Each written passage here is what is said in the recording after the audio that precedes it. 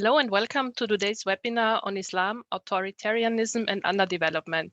This is the title of the latest award-winning book written by Professor Ahmet Kuru, who joined us thankfully from San Diego University and who will present his book in a minute. Before we do so, let me pass on some organizational details to you. The webinar will be recorded and the recordings will be made available later on. During the webinar, you are muted, but of course you can ask the Q&A section to write your question, and the questions will be monitored and passed on to me so that I can pass it on to Ahmet Kuru. My name is Kerstin Wonisch. I'm a researcher at Eurac Research Bolzano, and I will be moderating the event.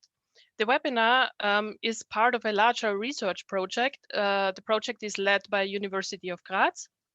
And I'll pass now on the word to Professor Josef Marko from Graz University. He's Professor of Public International Law and Political Science, and he will briefly introduce the larger framework of this research context.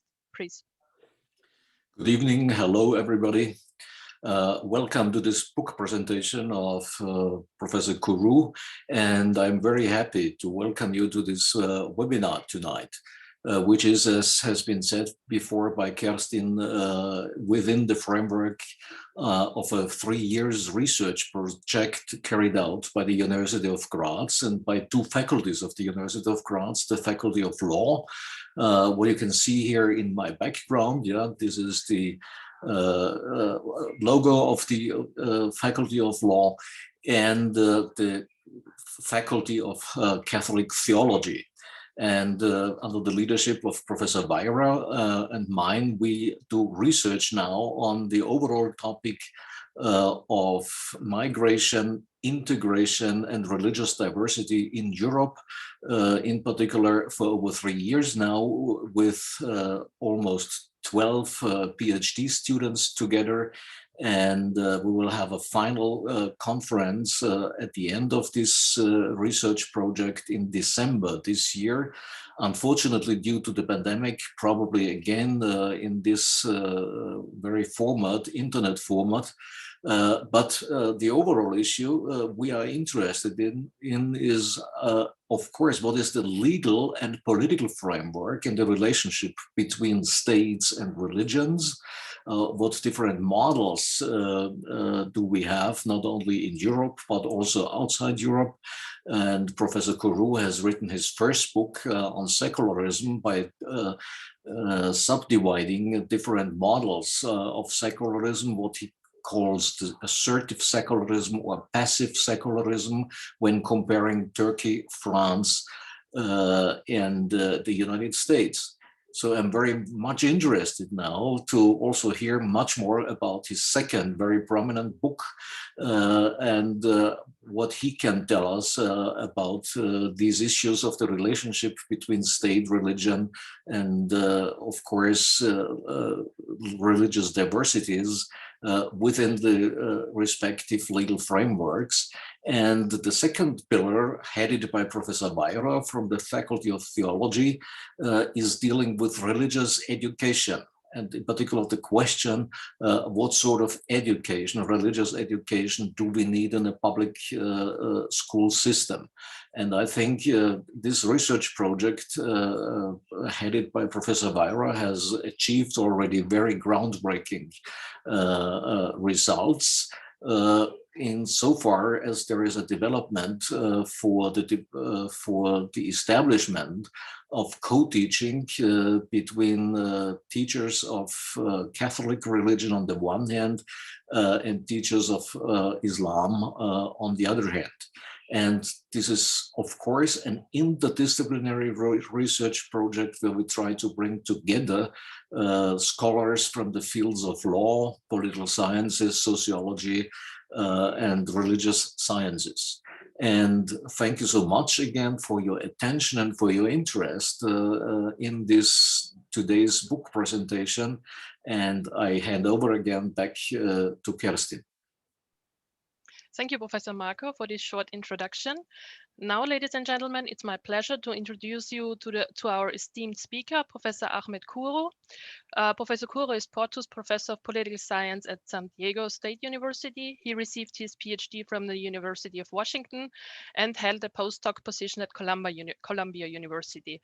As Professor Marco already outlined, Professor Kuru authored the award-winning book on secularism and state policies toward religion. And his most recent book, which he will present us now in a minute, is titled Islam, Authoritarianism and Underdevelopment. And this book was awarded, became the co-winner of the American Political Science Association's International History and Politics section. Professor Kuru, it's a pleasure to have you with us. The floor is all yours.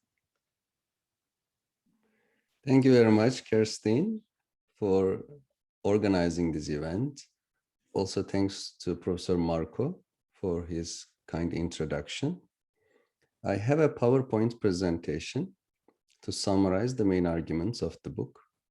Then I'll be happy to receive if there are any questions and looking forward to a lively debate. So I'm a political scientist. The research question is very contemporary. When we look at the world, out of about 200 countries, 49 are Muslim majority. When we look at the criteria about democracy versus authoritarianism and socio-economic development versus underdevelopment, we see problems in this Muslim majority part of the world that's also called the Muslim world.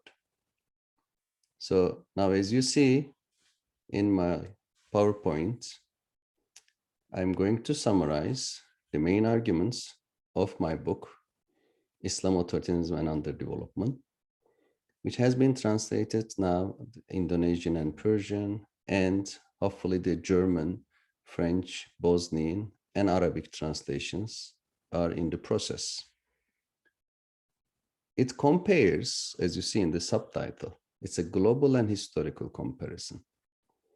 It compares not only the Muslim world with the rest of the world, particularly Western Europe, but also it compares the Muslim world between 8th and 12th centuries and the Muslim world afterward.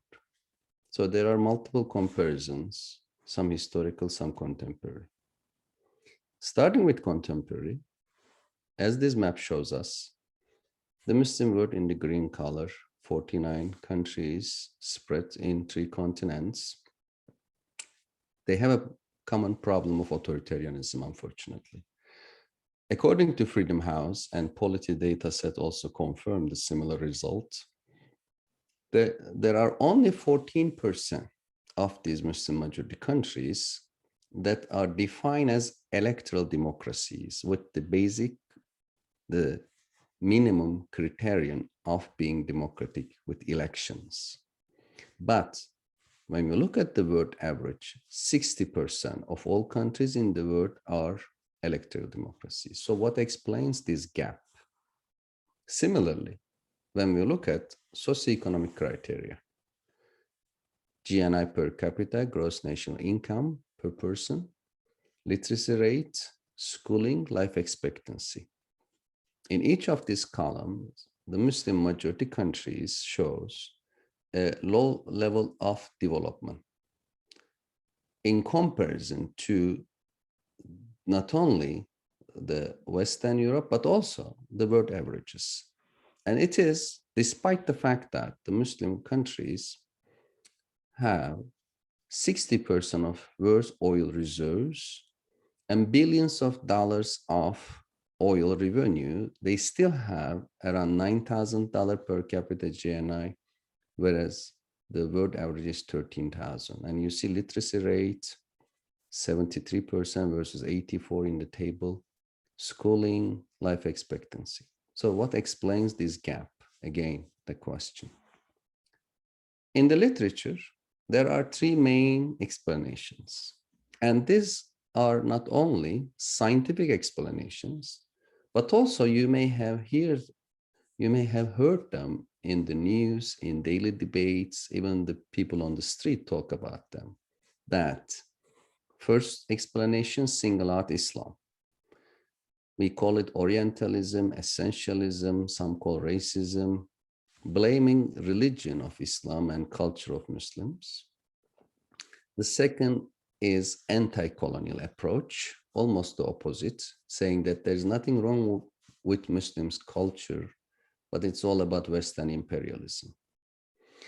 Then the last one is more scholarly one, new institutionalism, saying that if you have good institutions, you have development and democracy. If you have bad, which means extractive and ineffective institutions, you have underdevelopment and authoritarianism. So I take each of the three very seriously throughout the book. But in this short presentation, let me just tell their weaknesses. Essentialism is very weak because when we look at the historical processes, Islam was perfectly compatible with development, philosophically, economically, as this table tries to summarize, which is part of the conclusion of my book. From the 8th to 12th centuries, Muslims were scientifically, philosophically, but also economically were superior to Western Europe. Western Europe didn't have a city like Baghdad, a philosopher like Ibn Sina. Western Europe didn't have gold coin, even it was using Byzantine or Muslim coins or copies of them. So that's the era when Islam was perfectly fine with progress, even contributing to that. So that's the main weakness of essentials. The main weakness of colonial approach is that, again, as you see in this table, after certain level of comparable levels of development, when Muslims had stagnation and Western Europe had dynamism, tried to catch up with the Muslim world, finally they did catch up and surpassed the Muslim world. Because of that, after 1700, as you see again in the table, there is now the Western superiority rather than a comparable level. And this also shows us that chronologically, stagnation and underdevelopment in the Muslim world began much earlier than Western colonization, because colonization in many parts of the Muslim world began in late 18th century, when Muslims already had many political and socio-economic problems. So then came the third argument, new institutionalism. And my main critique of that is that, yes, institutions matter, but who build institutions? Where do institutions come from? What are the sources of good and bad institutions? And my answer to this question is that human beings are building good and bad institutions, particularly four classes of human beings: political class, intellectual class, economic class, and religious class. So in the Muslim world, from the 8th to mid-11th century, there was the combination of very dynamic intellectual class, I call them independent scholars, and very dynamic bourgeois class that you can call merchants. At the time when Europe was dominated by Catholic clergy and the military aristocracy, the Muslim world was dynamic with the help of intellectuals and merchants. But after the mid-11th century, things change. There was a reversal. There emerged the alliance between the ulema, Islamic scholars, and the military state in the Muslim world, with gradually marginalized intellectuals and the merchants. Whereas in Europe, the opposite transformation occurred after the mid-11th century, with city-states, with the institutionalization of church-state separation, with economic growth. We see the increasing appearance of bourgeoisie class in Europe, intellectual class in Europe. With the opening of universities, intellectuals became more and more influential. With the city-states, the merchant class became gradually more and more influential, and that led to what was called the rise of the West. So that's why when we look at institutions, we see these four classes. Let me briefly elaborate. The Muslim Golden Era was made possible by independent scholars. And I refer to not only philosophers like Ibn Sina, Khwarizmi, they are polymaths, they were polymaths, making contributions to many aspects of science and philosophy.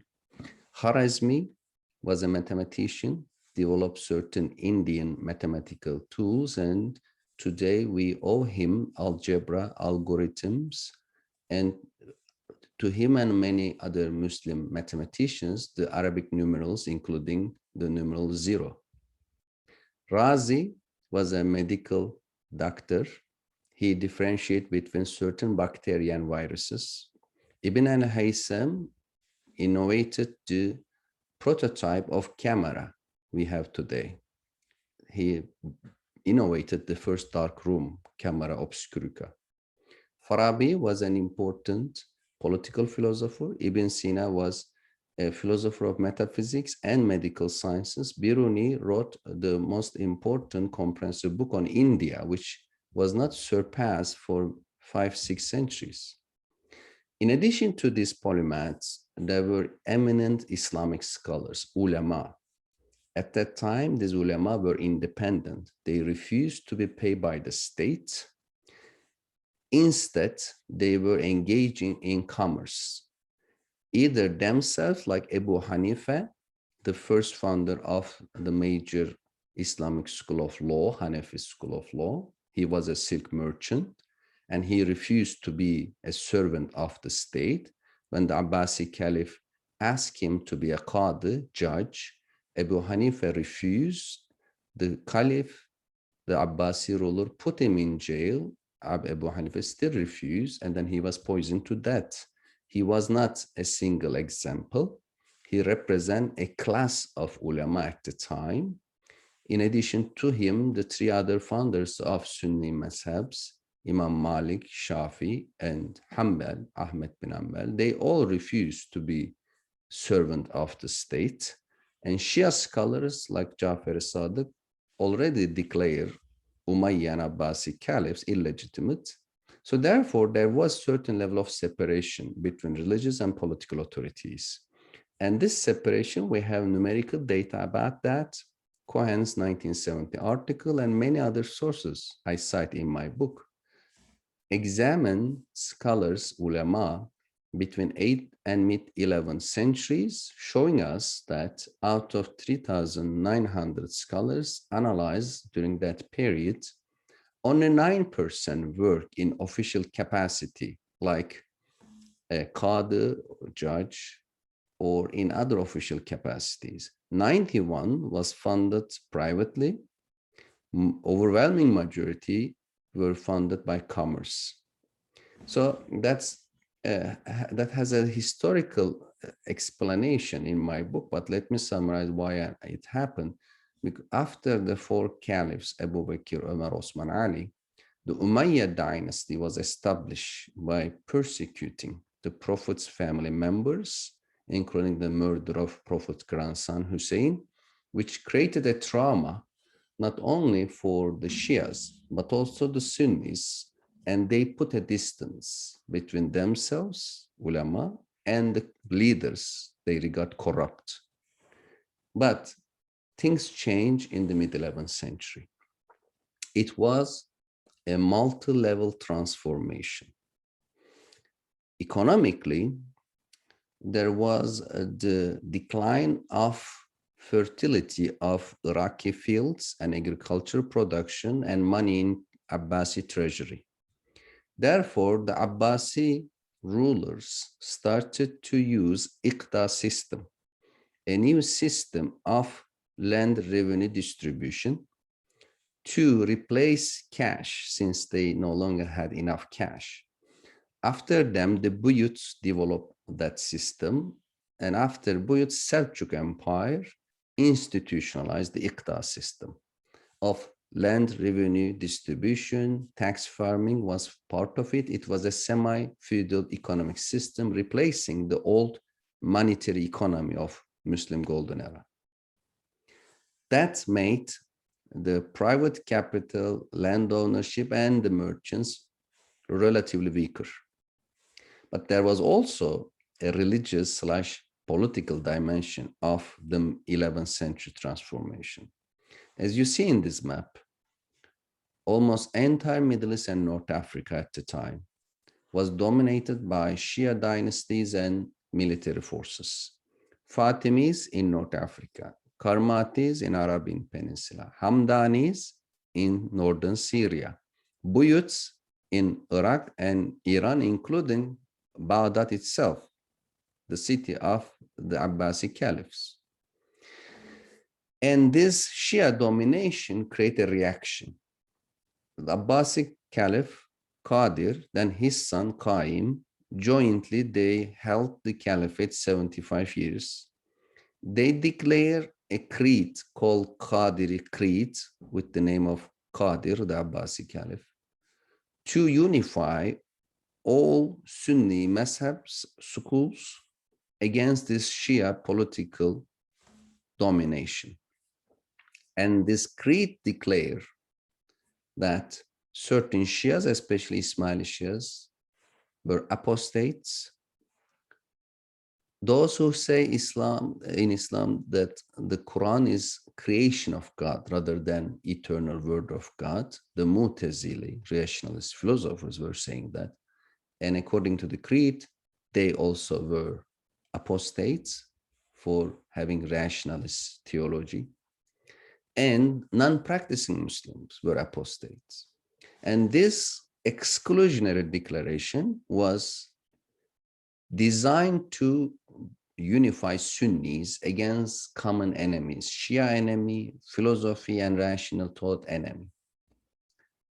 And this call was well received by a new empire in the East, the Seljuk Empire, which replaced Ghaznavis and then Samanids and moved to Baghdad in the mid-11th century, and the Buyut domination there support the Abbasi Caliph. So what is the result? The result of these economic factors, the Iqta system, a centralization of state control of economy, with the Qadiri Creed, the Sunni orthodoxy, combining different Sunni groups which were previously hostile to each other, making them friend against a common set of enemies, Shias and philosophers and rationalists around the Qadiri Creed. Then the military state, the Seljuk Empire, and its conquest mentality to conquer militarily, which meant that it was a critical juncture, the mid-11th century. Both the structural conditions I explained, ideological, economic, political, and agency were ready to make a change with long-lasting impact that we call path dependency in political science. Abbasi caliphs, as I already mentioned, Seljuk sultans, the Turkish nomadic warriors, and a Persian bureaucrat, the prime minister, grand vizier of the Seljuk Empire, Nizami al-Mulk, plus a genius scholar, Ghazali. They established what I call ulema-state alliance. The Islamic scholars forget about their previous distance with the ruling class. Sunni ulema established an alliance with the military state. This alliance was institutionalized by Nizamiya madrasas, founded by Nizam al-Mulk. Since with the Iqta system, the merchant class was already weakening, the gap of finance was replaced by the state. State tried and to replace the former position of the merchants in terms of funding the scholars. Beyond that, it started to produce scholars in Nizamiya madrasas. Ghazali was the prominent product, and he was the main ideological architect, writing books to attack philosophers, to attack Ismaili Shias.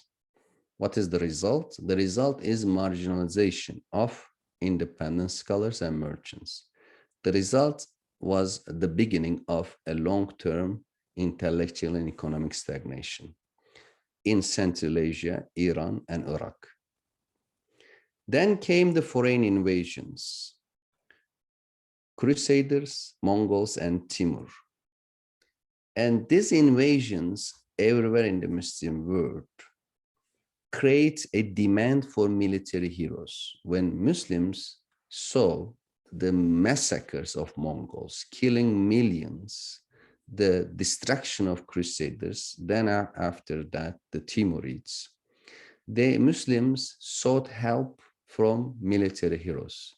And the military heroes came in the form of Saladin as the person and Mamluks as a military oligarchy class. Saladin defeated the Crusaders in Jerusalem and elsewhere. He established the Ayyubi dynasty, which gave birth to Mamluk dynasty. He and then Mamluks established ulema-state alliance, Nizamiya-type madrasas in Syria, Palestine, and Egypt. And then the model was spread to North Africa with similar institutions, Nizamiya madrasas, Iqta system, and overall ulema-state alliance. And as Ghazali was the architect of this system in Central Asia, Iran, and Iraq, in Syria and Egypt, the ideological architect was Ibn Taymiyyah. In his well-known book, Siyasat al-Sharia, which is the governance based on Islamic law, Ibn Taymiyyah reinterprets the verse in the Quran asking Muslims to obey those who have authority. Ulul amri minkum. The verse asks Muslims to obey those who have authority. But who are ulul amr? Who have the authority? This has been discussed for a long time. Some says those who have wisdom, expertise. Ibn Taymiyyah make it very concrete, saying that ulama and umara. So ulama is what I have been telling ulama, and umara basically means ruling class. So then Ibn Taymiyyah makes what I say ulema-state alliance as if it is a commandment of God. And then the result is again marginalization further in Syria, Palestine, Egypt, and other parts of North Africa. Karimi merchants were very important class of merchants in Egypt making continental, intercontinental trades, but they were marginalized under the Mamluks. One point I want to emphasize is that, of course, Muslim intellectual production continued. It did not stop in the 11th century. Something so dynamic cannot be ended overnight. It took centuries to slow down, stagnate, then decline, then disappear. But when we look at the major scholars produced at that era, like Ibn Rushd, the Andalusian philosopher, and Ibn Khaldun, the North African social scientist, yes, they were still representing Muslim intellectual creativity, but they were marginalized, they were forgotten, if not persecuted. Ibn Rushd was persecuted, he was attacked by bigots, and today, some of his main writings, like his exegesis to Plato's Republic, only extant in Hebrew translation because the Arabic original was destroyed.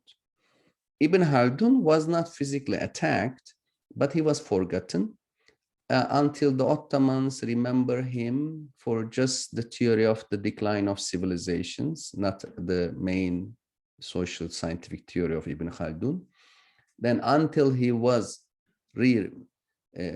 discovered in 18th and 19th centuries by Western Orientalists, Ibn Khaldun did not have any impact on Muslim intellectual life for centuries. It shows how marginal intellectuals became in that era. I also have some numerical examples in my book.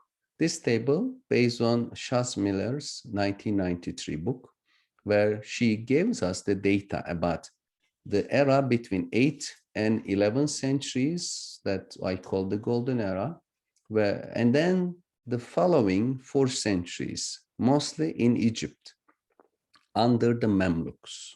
As you see, the occupational terms like today's bank manager, chief executive officer, chief financial officer, etc. The numbers slightly decline from 333 to 220. But when we look at the number of occupational terms about state and ulema, you see that the combination of them jump from around 100 to around 500, which shows how the ulema and the state had resources, division of labor, occupational terms, which reflect their financial and institutional capacity expansion. So after the Crusaders, Mongols, and Timurids, Muslims recover politically, militarily, and geostrategically with establishing 3 empires: Ottoman, Safavi, Mughal. Very strong military powers. Safavis imitated the Sunni ulema-state alliance and established their own Shia version of ulema-state alliance. Yes, Mughal Empire was different because it was Muslim minority, not majority. Therefore, the ulema-state alliance was not as strong as Ottomans and Safavis had.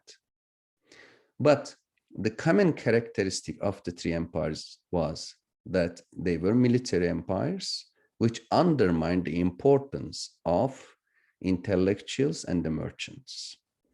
And that was unfortunate because that was the era of the rise of the West, using particularly 3 tools: gunpowder, nautical compass, and printing press.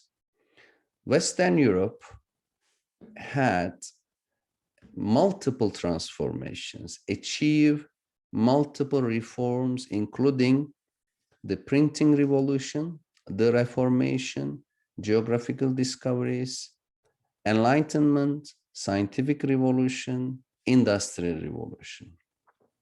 But during this period, out of the 3 tools, Muslims, the 3 empires, only embraced gunpowder, didn't pay attention to nautical compass, and did not get the printing technology about 300 years. Why? Because in the decision-making table of these 3 empires, there were military commanders who knew the importance of the gunpowder, who understood and pick up, and didn't care whether ulema or someone else resist. The military commanders has the sword that makes ulema and everyone else silent. But in order to understand the nautical compass, they needed to have navies. Ottomans had a military navy, but then not a commercial fleet. And the Safavids and Mughals didn't have even a major navy. They were mostly army-based, land-based empires. And when it comes to printing press, the ulema was the only class of people who could understand the importance. But unfortunately, the ulema almost everywhere in the Muslim world regarded the printing press as a threat to their monopoly over religious interpretation, threat to their monopoly over education. So the Ottoman Empire became the first out of all Muslim countries to embrace printing technology 274 years after Gutenberg. But still, they were very inefficient to use because of ulema's restriction. Ulema only allow non-religious books to be printed. They didn't allow translation until the foundation of Turkish Republic in 1924. So what is the result? The result is that in early 19th century, in the year 1800, the estimate literacy rate in the Ottoman Empire was only 1%, whereas the estimate literacy rate average in Western Europe reached to 31%. And this gap of literacy continues until today. And then came colonization. As I mentioned at the beginning, colonization came after Muslims already had economic and intellectual problems.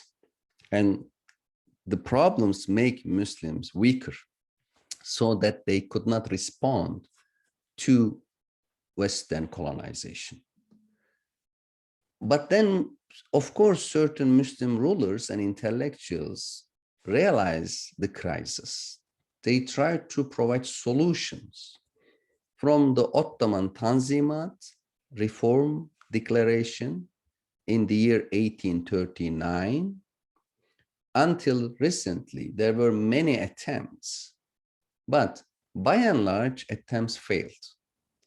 Because from Turkey's Mustafa Kemal Atatürk to Egypt's Jamal Abdel Nasser to Indonesian Sukarno, most reformists were military generals.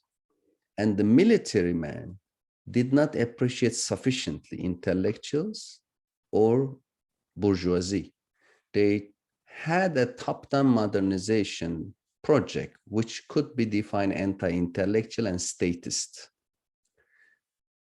And later on, starting with 1950s, 60s, even these secular states tried to compromise the idea of ulema-state alliance. In Turkey's Diyanet, in Egypt, the turning Al-Azhar into a state ally. In Pakistan, Ziaul Haq and his alliance with the ulama and Jamaat Islamiyah, we see the rise of ulema-state alliance once again in many countries. And especially since the Iranian Revolution of 1979, the ulama, the Islamists, and the Sufi sheikhs really tried to revive the old post-11th century mentality of religion-state alliance in many Muslim-majority countries, which further marginalized the intellectuals and the bourgeois class. And this ulema-state alliance, of course, needs a funding source, because neither state nor ulama is a productive class. Historically, they use land revenues with the IQTA system. Recently, until the present, they've been using oil money in many Muslim majority countries, rentier states using oil rent to perpetuate their authoritarian regimes, perpetuate the ulema-state alliance. So to conclude, Islam is not the source of the problem or the cause of the underdevelopment problem. Colonization is not the primary cause either. Yes, institutions matter, but authoritarian and ineffective institutions in the Muslim world have been created by the ulema-state alliance, which both have the ideology and the power to create them. Thanks for listening, and I'll be happy to answer if there are questions. Thank you, Professor Kuru, so much for this thought-provoking, fascinating talk, and I'm sure the audience will have some burning questions now. Please, esteemed audience, if you want to raise questions, you have two possibilities. First of all, put it in the Q&A section, so down at the bottom of your screen, there you can write it, or if you want to speak, please raise your hand and we can technically arrange for an oral question. And the first one is already to come. Professor Marco, yes, please. Thank you so much for this very fascinating tour d'horizon through the history of the development, both of the Islamic countries as well as Western Europe. I think this was a very interesting, also explanatory framework which you developed. And the question, of course, therefore, is for me, what conclusions do you have for today? In regard to our research project of religious diversity, and how can we basically accommodate religious diversities in all the countries under consideration? Thank you. That's a great question, and I'm happy to receive, since I'm also a political scientist, not a historian. Policy recommendations is part of my job. And let me divide into two categories. One set of recommendations my book provides is targeting Muslim audience, Muslim majority country people, their ruling class, elite, etc. And the idea I try to emphasize is that today, Muslim majority countries, similar to everywhere, including my country here now, the United States, we need more democratic, open societies, meritocratic systems, universal idea of citizenship, and coexistence of any religious ethnic groups together in a peaceful and accommodating way. How to reach that? For about a century, in the Muslim world, a major problem is that those who promote such ideas have been blamed as Orientalists or Western brainwashed or defending American agenda. I'm telling in this book that it's not a Western agenda. It is really Muslims' own history for 5 centuries. They had diversity, creativity. That's how they had a golden age. Let me give just an example. In 9th century, Muslims in Baghdad established a world-renowned hospital with medical doctors of Jewish and Christian backgrounds. 500 years later in Cairo, under the Mamluks, Muslims established another world-renowned hospital. But this time, they put in the document of the hospital that non-Muslims can be neither a doctor nor a patient. So that level of closing-mindedness and discrimination, which explain how from golden era to stagnation. Of course, there are explanations that the Mamluks react to Crusaders. Whatever reason is that when you discriminate religious and ethnic groups and minorities, you lost the dynamism. That's the universal rule everywhere. And for Muslims today, the going back to their history means more creativity, more diversity, more toleration rather than less. You know, Salafism and Salafis argue to go back to original history, but they are taking young people to a wrong direction. They are making more close-minded. They are making more exclusionary with certain hostility to others. Real Salafism, really going back to origin, the Prophet, the companions, early Muslims, is supposed to make people more tolerant and inclusionary. That's what Muslim history tells us. For the non-Muslim audience in the West and everywhere, there is nothing really to be afraid of Islam. Certain things that we see in the media is not Islam historically or textually. There are many constructed elements. In chapter 1, for example, I discuss violence and Islam. And I discuss jihadi Salafism and how jihadi Salafis justify terrorism and other sorts of violence.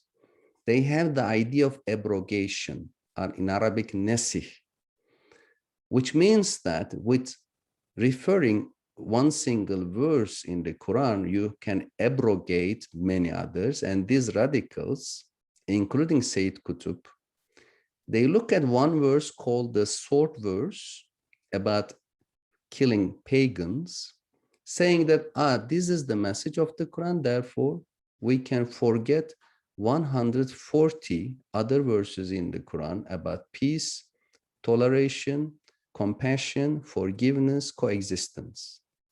So then they neglect 140 verse, just focusing one verse which has its own context. So therefore, just saying that, we respect Muslims, they have their own culture, They have their idea, but what kind of Muslims? Are they really representing Islam? What about 140 other verses in the Quran, etc.? And I think a critical engagement is necessary for Muslims and non-Muslims. Edward Said's important book, Orientalism, had a strong message, but to overuse it, misuse it is wrong.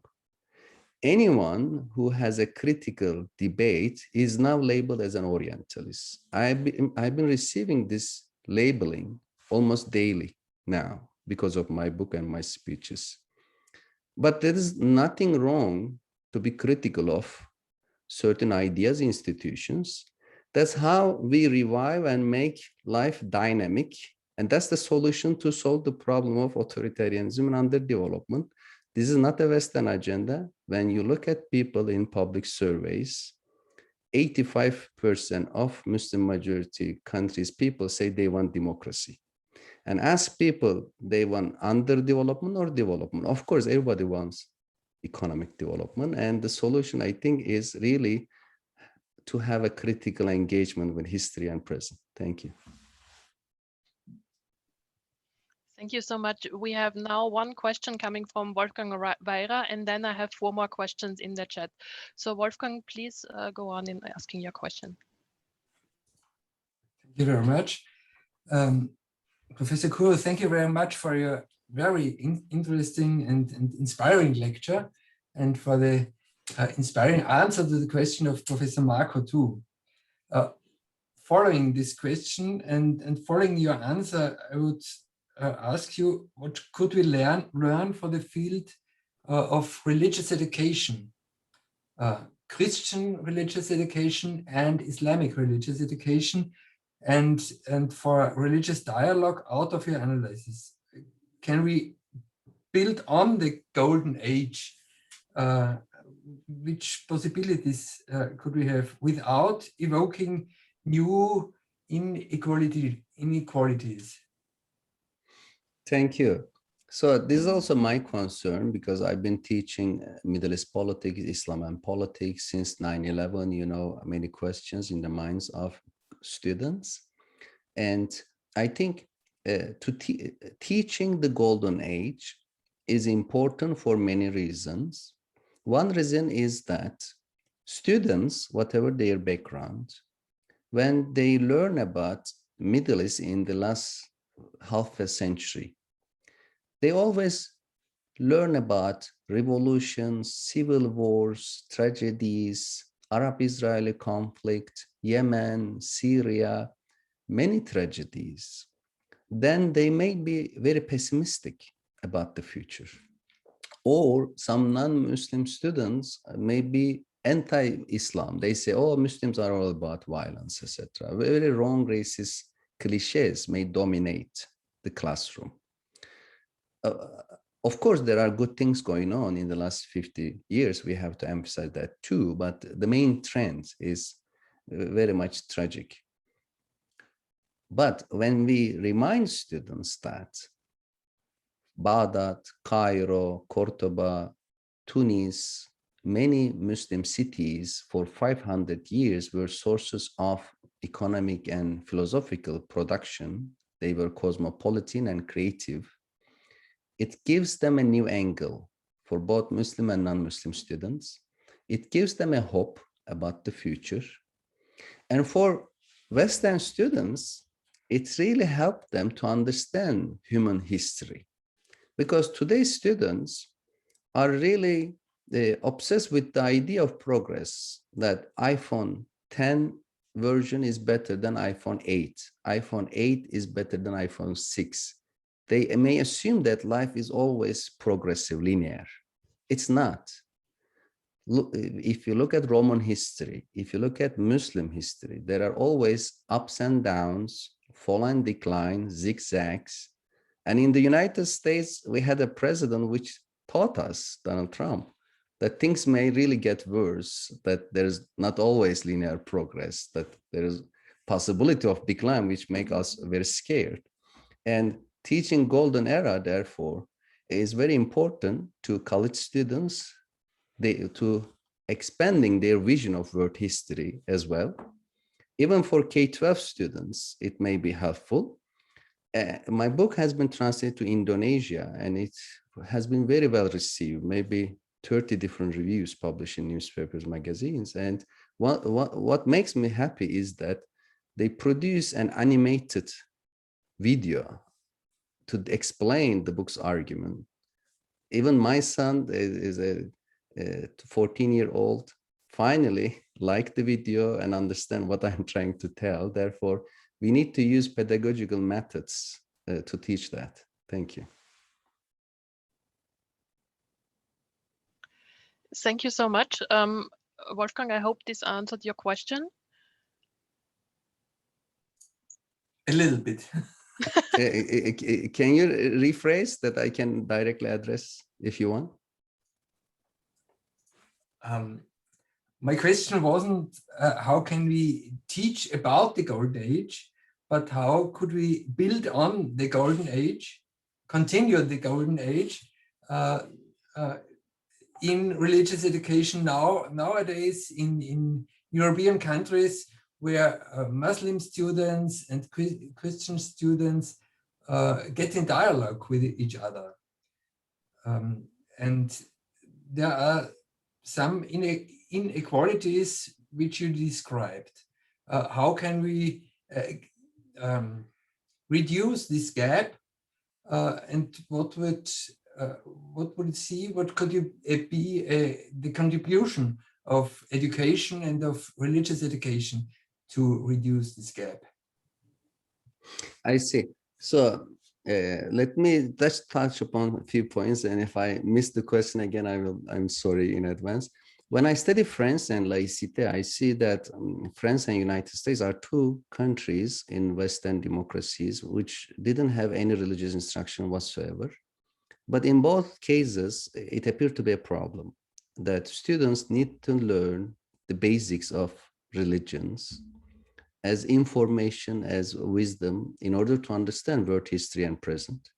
And I think religious education, mutual understanding for both Muslim and Catholics and others is very crucial in the pedagogical level. And the golden era is an example where coexistence in Andalus and elsewhere existed. And in terms of inequalities, and yes, there is a certain level of economic gap between the Muslim world and the non-Muslim majority countries. But in order to, if you are asking how to reach again to a certain level of wealth and plenty in the Muslim world, I think economic and intellectual dynamism by bourgeois class and the intellectual class. Unfortunately, there is too much emphasis on politicians and the religious class in the Muslim world. It's time to really emphasize the intellectuals and bourgeoisie. Thank you. Thank you very much. Thank you. I have now a question from the chat from Professor Benedek from Graz University, who would be curious to know how you would apply your theory to modern Turkey, which at times had a very vibrant economy, but also a separation of state and religion. Yeah, great question. I'm very sad what is going on in Turkey right now, because as Professor Marco emphasized, my first book was Secularism and State Policies Toward Religion, the United States, France, and Turkey. It tried to provide a middle ground for Turkey between Islamism and secularism, saying that the French laïcité is too much assertive and exclusionary, and the American notion of religious freedom and the system I call passive secularism, where the state is supposed to be passive while tolerating secular and religious discourses, way of life, dress codes in the United States, could be the solution for Turkey, which was divided between supporters of assertive secularism and supporters of Islamism. When my book was translated to Turkish, I was attacked by both sides because Islamists were not happy. They say it's an American project. And then the Kemalists, the secularists, were not happy. They say, I'm trying to destroy secularism. And at the end, unfortunately, Tayyip Erdogan, despite all the promises he already made to keep Turkey secular, end up with a populist Islamist regime now. It is still constitutionally secular state, but the public discourse, the education, everything has been heavily influenced by a populist, nationalist, Islamist rhetoric. It's very difficult to call the state really de facto secular, although de jure it is still secular.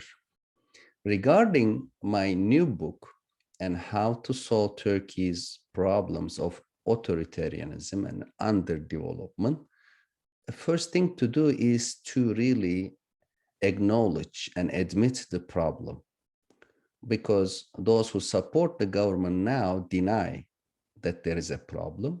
For them, Turkey is a democracy and economically flourishing. And their denial is extended to history.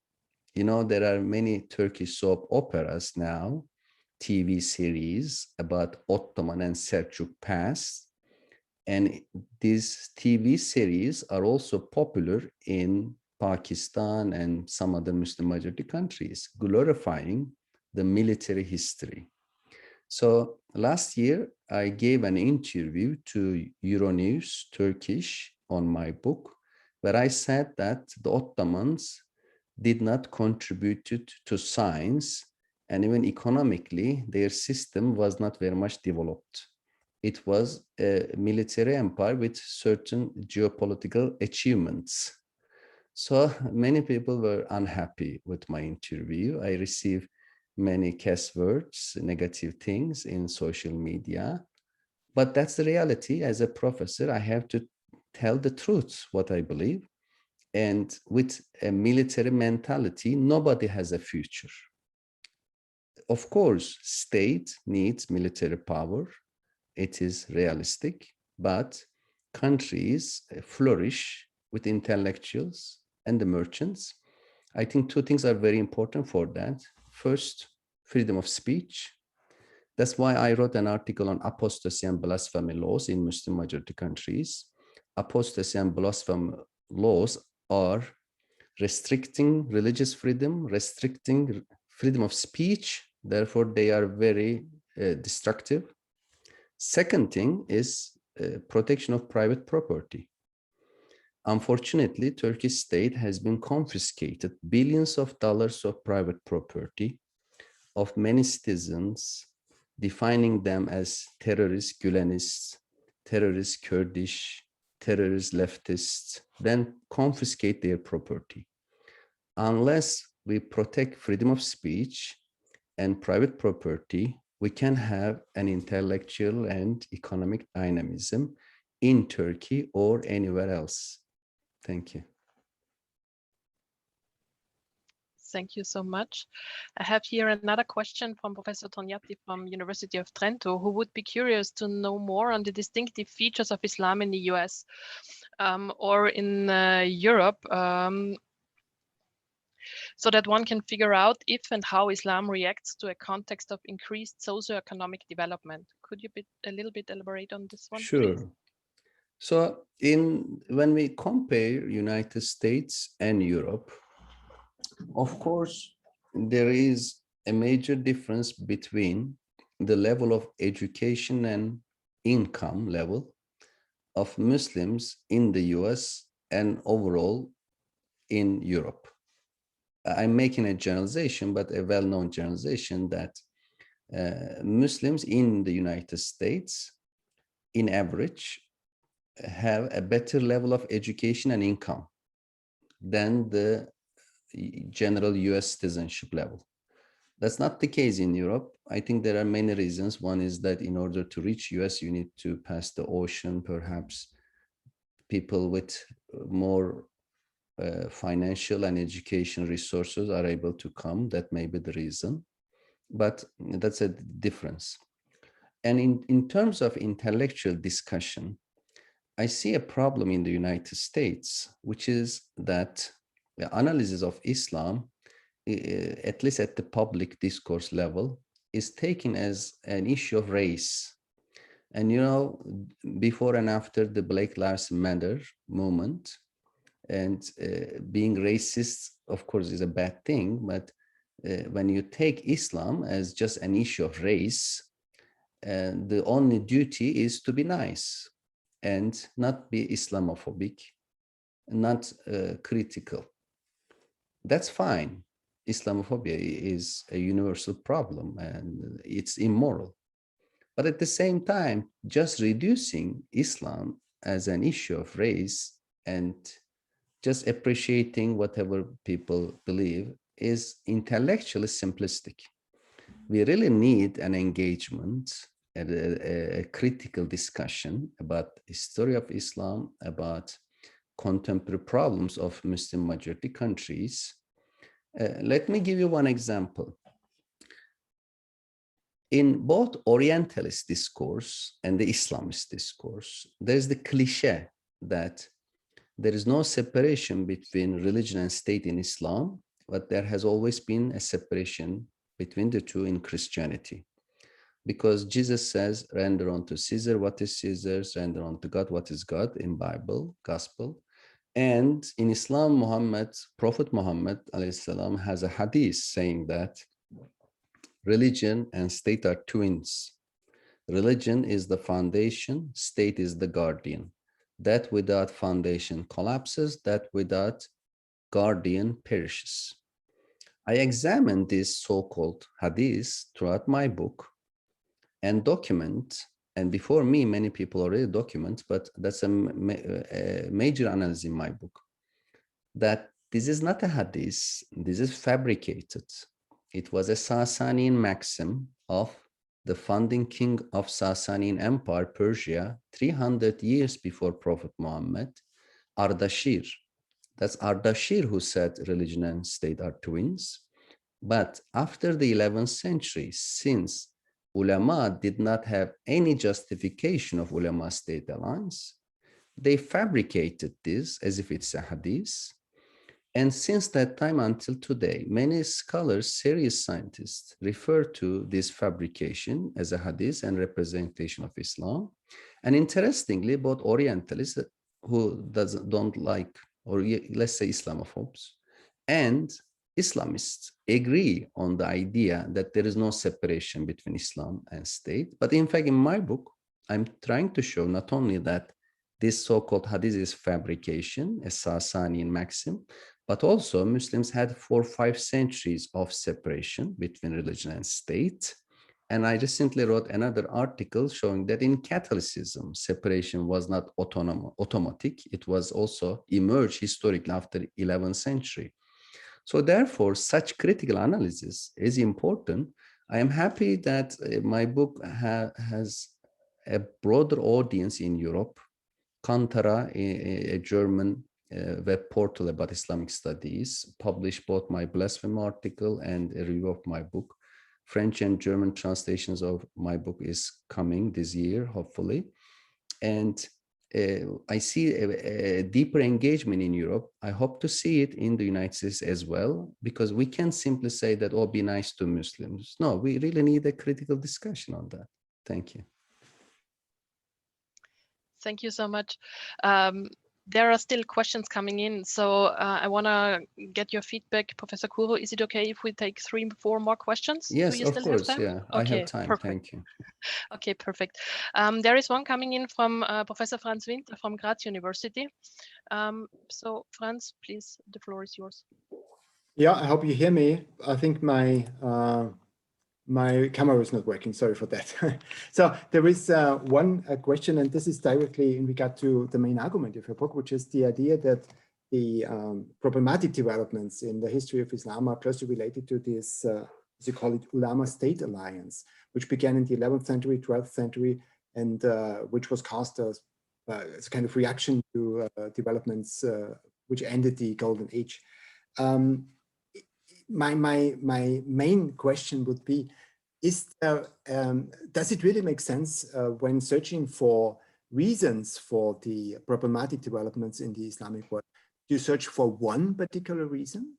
isn't it a very complex phenomenon, which is, it's not only about this state alliance, ulema-state alliance, but it's also about aspects which are related to what you call essentialist. Or there is also post-colonial aspects of post-colonial criticism, which are very important to understand the current situation. Or, for example, the fact, I mean, you surpassed it in your historical portrait, the fact that the Islamic world was literally, it was not only shattered, but more or less destroyed by Mongol invasion in the 13th century, which caused restructuring of many things.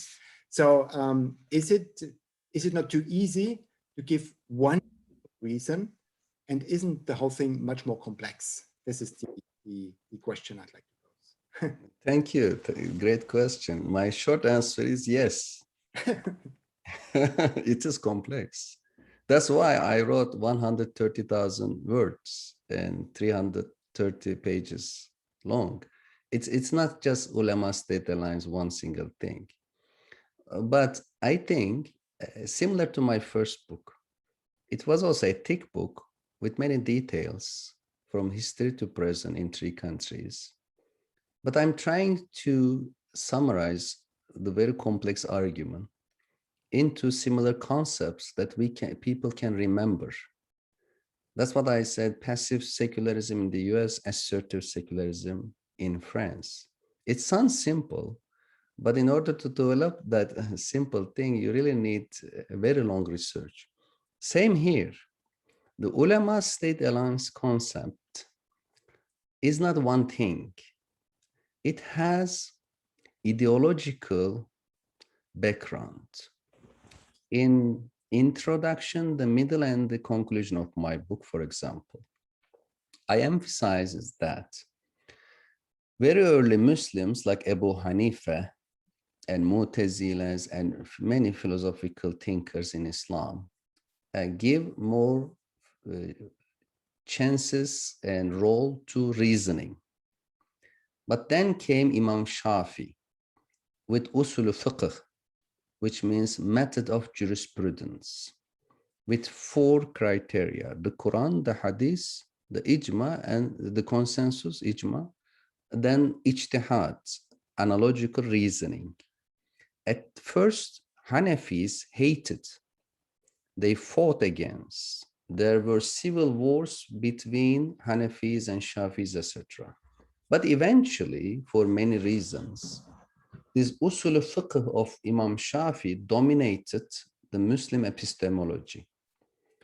And it sidelined reasoning, just analogical reasoning. It established ulama, consensus, ijma, as a source of religious teaching. And then this for today is dominant: Quran, Hadith, ijma, qiyas. Even Hanafis were assimilated and became like Shafi. So this is the ideological and epistemological problem behind the ulema-state alliance. My argument embedded this ideological discussion, because how did Shafi's usul fiqh became so dominant? Because it was supported by the state. Not only state, but also established ulama. So that's how ulema-state alliance preserved this ideological / religious dimension, declaring philosophers apostates until present has been a dominant dimension of ideological aspect of ulema-state alliance. So this is ideology. Then institutionally, ulema-state alliance has had madrasas from history to present. They use these madrasas to perpetuate their power and authority and to eliminate alternative institutions.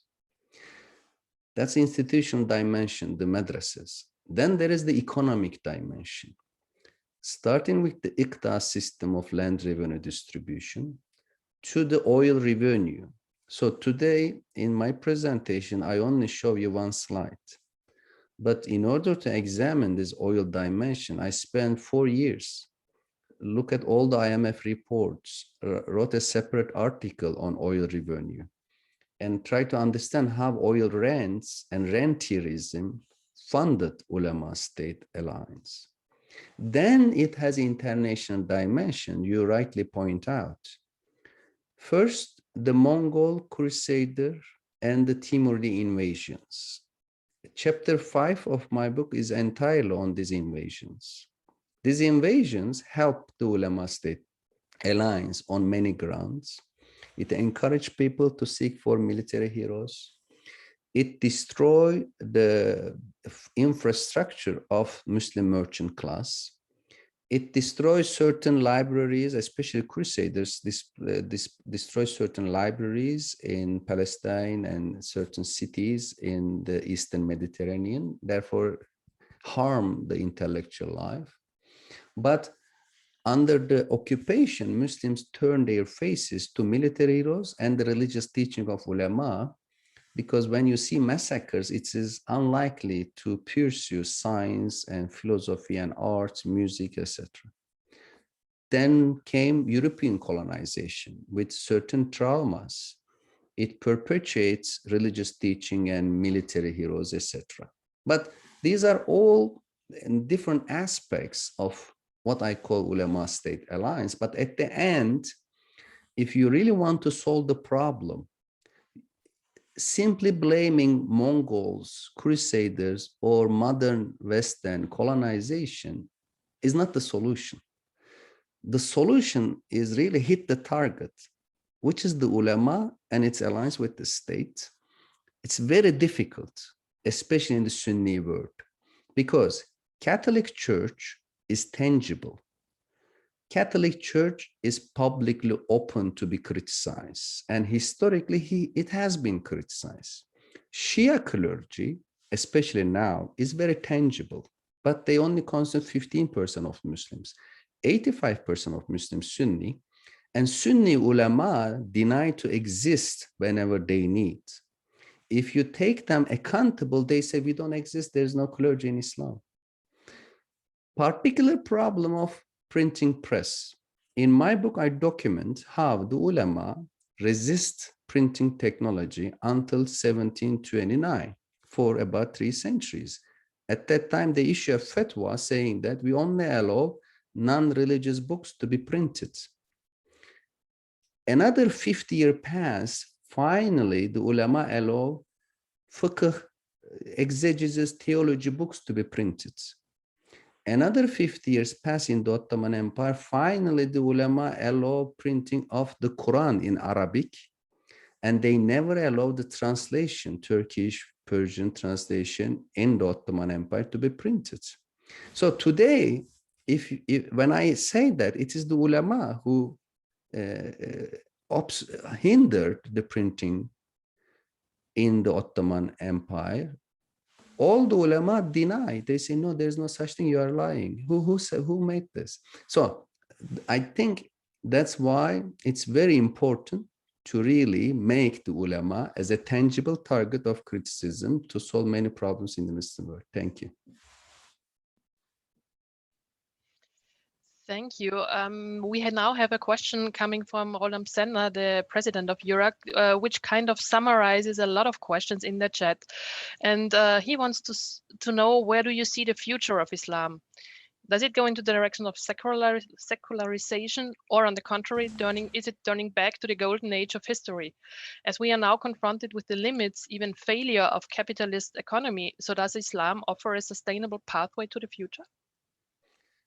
Thank you. Yes, we do have a crisis of capitalism and many institutions in the United States and elsewhere, and how to address that. I wish Muslims did their homework better and provide solutions to Western institutions, including capitalism. But Muslims first need to do their own homework in terms of addressing their own problems, admitting, accepting, finding solutions to them. So what about the future? It's very difficult to predict, but we have many surveys showing us today that in Turkey, in Iran, and in many Arab Middle East countries, the young generation is becoming less and less religious. In Turkey, there was a major clash between Tayyip Erdogan and Fethullah Gülen, and also economic crisis, moral problems, corruption, etc., which made the young generation of people very much disenchanted by religion. And it is now called in many Turkish media outlets, deism is coming, deism. Even the children of AKP families are becoming deist. Even old people, recently a major scholar teaching Islamic studies declared that he no longer believes in the God of the Quran and God of Islam. So political clash really led to a decline in religiosity. And for many decades, there was the argument in Turkey that Islam is the solution. Islam will solve problems from restroom manners to government politics. But when Islam came in a populist form, many people have been disappointed. And we see the rise of secularism as personal belief and decline of religiosity. Of course, it is not 100%. It's a matter of degree, and it will take time. A recent survey published in theconversation.com about Iran, showing that more than half of Iranians tell that they are no longer Muslim. So critique says it's not reliable, etc. I know the authors of the survey, it is reliable, even if 50% is not reliable. Let's think 40%, 30%. If 20% of Iranians says they are no longer Muslim, this is an important data to understand the trend. And BBC published a similar trend report in the Middle East Arab countries. So this may tell us a coming of a secularist new generation. I am worried that the new secularist generation will come with certain level of hostility. Like the French revolutionaries, they want to attack religious institutions and establish a secularist dictatorship.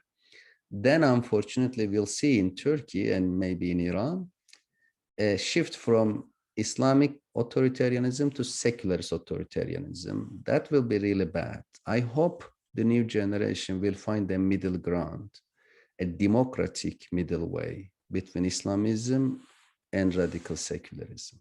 Thank you.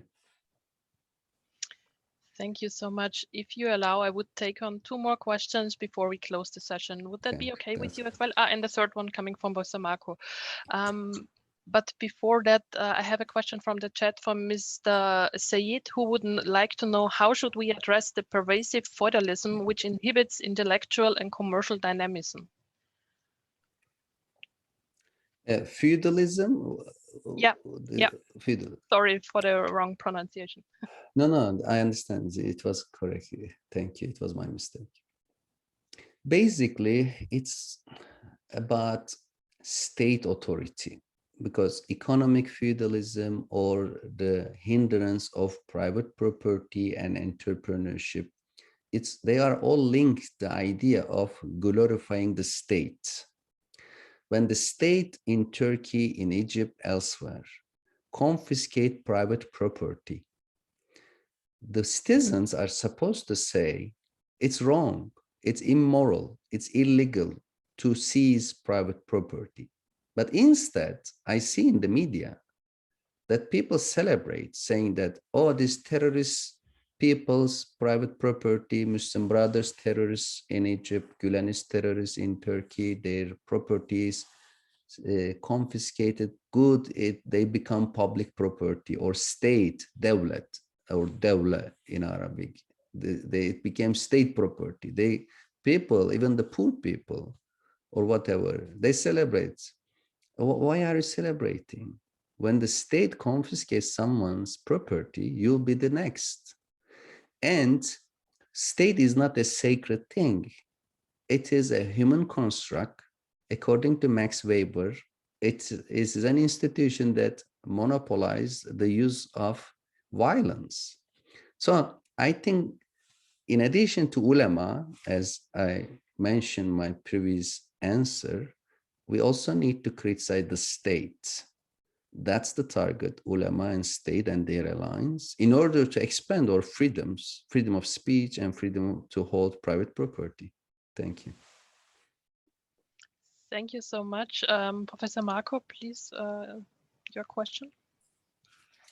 Yeah, thank you for giving me a chance to follow up with a second question, which comes to my mind, because when we look into the more recent contemporary history, Islam was able to be combined with the ideology of socialism on the one hand. Yeah, so in the 1950s and the 1960s, we have basically socialist regimes and established in Islamic religious societies.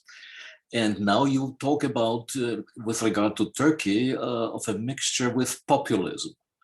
And my question would be, of course, is this the third possible alternative, not yet mentioned? Is this a danger, to say Islam and nationalism will be combined for the establishment of authoritarian regimes? And in this regard, illiberal democracy and populism do not very much distinguish themselves from authoritarianism. So is there a danger also in that we will see much more combination of Islam and nationalism in the future? Thank you. That's a great question. And I think it's a global threat. I recently hosted Francis Fukuyama in my webinar series here at San Diego State University. And I asked him about that, in fact, because it's a very interesting process now in the United States. Republicans combining nationalism and religion. In India, Modi and BJP, Hindu nationalism and religiosity or religious discrimination to some extent. And then even in Russia, under Putin, certain level of religion plus nationalism, in Hungary, Poland, and of course in Turkey. But historically, we know that nationalism, originally in Western Europe, was a challenge to religion, basically Catholic Church. And then in Muslim countries, Islamists and nationalists were different camps, and Islamists were generally for Ummah, the Muslim community, rather than nation. But now we see a new trend. Again, it's a part of global trend in the Middle East. In Turkey, Tayyip Erdogan resembles an example of this trend, and he symbolized combination of nationalism and Islamism under the very populist rhetoric. Even MBS in Saudi Arabia now can be regarded as a nationalist under this Islamist regime of Saudi Arabia. So therefore, it's already there. It is not a future problem. It is already there. It is dangerous for all of us. It is dangerous in the United States because when you combine nationalism and religion, you make a very popular formula that many people would join, support in an irrational way, with sentimental way. And what is the solution? I think Democrat people and those who believe in universal citizenship, minority rights, those who are critical of racism should really be proactive to respond to this challenge, which is universal. Thank you. Thank you so much. I would now take one more question from the chat before we close now. And this is a much more contemporary question now, which was raised by Günter Rautz, the head of the Institute of Minority Rights. And he would be curious to know about the Uyghurs in China. Do you think that the situation will escalate, and what could happen in frame of Chinese hegemony? Could you Thank you. This is a real concern for me. I'm very sad to see the reports and the reality and the process of the fact that the Chinese government has put over 1 million Uyghur Muslims into concentration camps for perhaps over 2 years. And Western media, New York Times, Guardian, BBC, is documenting Chinese internal writings about that, but as well as the witness reports of women raped, people are tortured, and just ethnic discrimination, regardless of your view. If you are Uyghur, then you are persecuted. It's very sad. And it came to a time when Western world had Donald Trump, etc., with no leadership to stand up against such ethnic cleansing. But what about the Muslim world?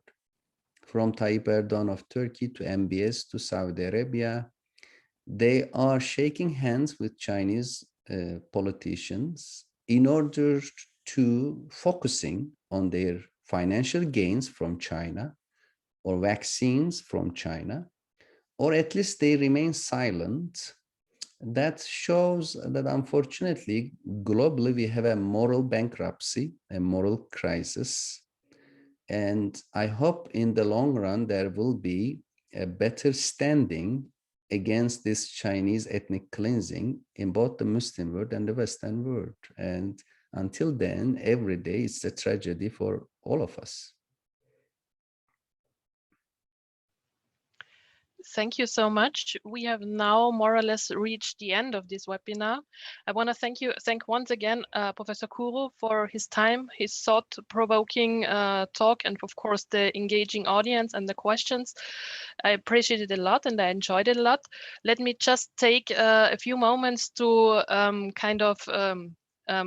announce the conference, which will be organized within the framework of this research project, which Professor Marco introduced in the beginning. There will be a big conference organized and taking place online at the 2nd and 3rd of December, organized by Graz University and by Eurac Bolzano, where, among other international speakers, also Ahmet Kuru will talk. So if you have some more burning questions, which you couldn't answer now, save them for December. There might be another option. Thank you so much. Have a good evening, have a good morning and a good afternoon, wherever you are joining us from. And see you soon in the real or in the virtual room again. Thank you so much. Good evening, good night. Thank you. Thank you.